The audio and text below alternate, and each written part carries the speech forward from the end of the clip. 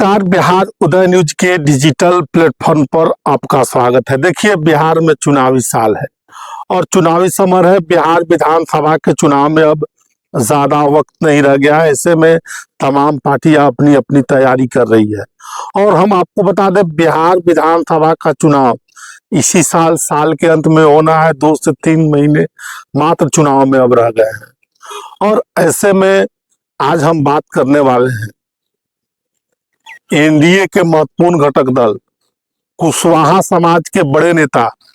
कुशवाहा समाज उनको भी अपना नेता मानता है। ठीक अनुमान लगा रहे हैं आप, वो नाम है उपेंद्र कुशवाहा के। सही सुना आपने, उपेंद्र कुशवाहा के एनडीए गठबंधन के तहत बिहार विधानसभा चुनाव 2025 में कितने सीटें मिलती है सकती है, एक एक करके हम आपको बताएंगे और समझाने का प्रयास करेंगे कि क्या उपेंद्र कुशवाहा एनडीए के साथ चुनाव लड़ेंगे। पर सीमा यात्रा उपेंद्र कुशवाहा निकाल रहे हैं। तमाम जगह अपने कार्यकर्ताओं को बीच अलग जगाने का प्रयास कर रहे हैं अभी उपेंद्र कुशवाहा बिहार में। और आपको बता दें, उपेंद्र कुशवाहा की रणनीति क्या हो सकती है 2025 के बिहार विधानसभा चुनाव में। और एक और बड़ी खबर उपेंद्र कुशवाहा के बारे में निकल कर आ रही है, क्या उनको बिहार से जब केंद्रीय मंत्रिमंडल का विस्तार होगा तो उनको मंत्री बनाया जा सकता है। इस बारे में भी हम आपको बताएंगे। दोस्तों, इससे पहले हम आगे बढ़े, थोड़ी सी उपेंद्र कुशवाहा के बारे में चर्चा 2025 के बिहार विधानसभा चुनाव की करते हैं। 2020 के बिहार विधानसभा चुनाव में उपेंद्र कुशवाहा ने तीसरा मोर्चा बनाकर बिहार में चुनाव लड़ा था। यानी उस समय राष्ट्रीय लोक समता पार्टी उनकी थी और बिहार में तीसरा मोर्चा बनाकर चुनाव लड़ा था। बहुजन समाज पार्टी, AIM हिंदू ओवैसी की पार्टी। और आपको बता दें, इसके साथ उपेंद्र कुशवाहा की पार्टी ने चुनाव लड़ा था और 90 सीटों पर चुनाव लड़ा था, एक भी सीट नहीं जीत पाए थे। अब 2025 का बिहार विधानसभा चुनाव है। इस चुनाव में क्या रणनीति हो सकती है कि उनकी कितनी सीटें मिल सकती है। देखिए, इन सब सारी बातों को हम बताएंगे। उससे पहले हम आपसे आग्रह करेंगे, अगर आप चैनल पर नए हैं तो चैनल को सब्सक्राइब कर दीजिए। यूट्यूब देख रहे हैं तो सब्सक्राइब कर दीजिए। फेसबुक पेज पर देख रहे हैं तो फॉलो जरूर कर दीजिए। और हम आपको बता दें, उपेंद्र कुशवाहा 2020 के इलेक्शन में जब तीसरा मोर्चा का चुनाव लड़े थे तो उनका कोई प्रभाव नहीं दिखा था। इस चीज को जान रहे हैं। अब एनडीए गठबंधन के साथ है, एनडीए गठबंधन में के साथी है, महत्वपूर्ण घटक दल है। और ये भी बता दें कि अब की बार एनडीए गठबंधन के तहत वही वो चुनाव लड़ेंगे, चाहे सीटों की संख्या जो। अब आने वाले समय और वक्त के साथ मालूम होगा कि क्या होगा, इस बारे में भी अभी इस वीडियो में आपको बताएंगे। लेकिन एक और बड़ी खबर निकल कर आ रही है कि अगर केंद्र में मंत्रिमंडल का विस्तार होता है तो उपेंद्र कुशवाहा को केंद्र में मंत्री बनाया जा सकता है।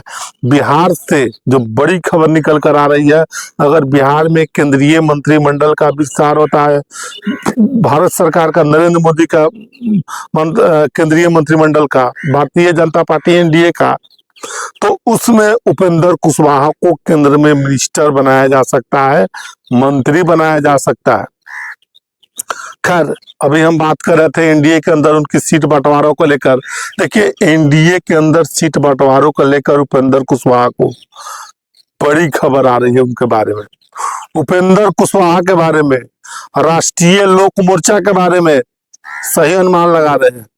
और हम आपको बता दें, जो बड़ी खबर सियासी हलकों से निकल कर आ रही है, उसके अनुसार उपेंद्र कुशवाहा की पार्टी को आने वाले बिहार विधानसभा चुनाव एनडीए घटक दल में जब सीटों का बंटवारा होगा तो उपेंद्र कुशवाहा को लगभग 4 से 6 सीटें बिहार विधानसभा चुनाव में एनडीए गठबंधन में उनको मिलने जा रहा है।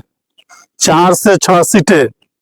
अब क्या 4 से 6 सीटों पर उपेंद्र कुशवाहा संतुष्ट हो गए, ये भी बड़ा सवाल है, क्योंकि उनकी भी महत्वाकांक्षा बड़ी है।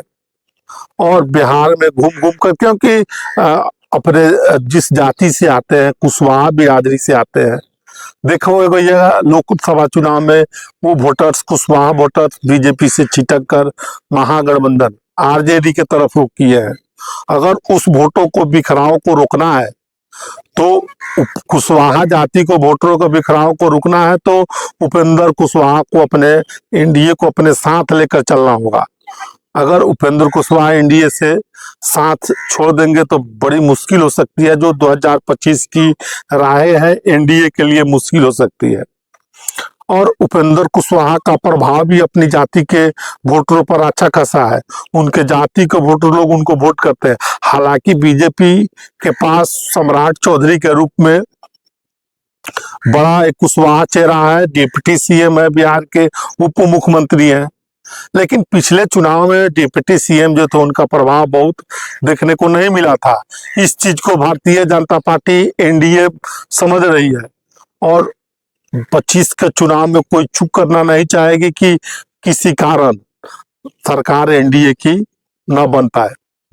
तो उपेंद्र कुशवाहा के बारे में बड़ी खबर है कि एनडीए का अगर सीट शेयरिंग का फॉर्मूला तैयार होता है तो उस गठबंधन के तहत, आपको फिर से जान लीजिए, उस गठबंधन के तहत 4 से 6 सीटें एनडीए गठबंधन में उपेंद्र कुशवाहा को मिल सकती है। बड़ी खबर निकल कर आ रही है।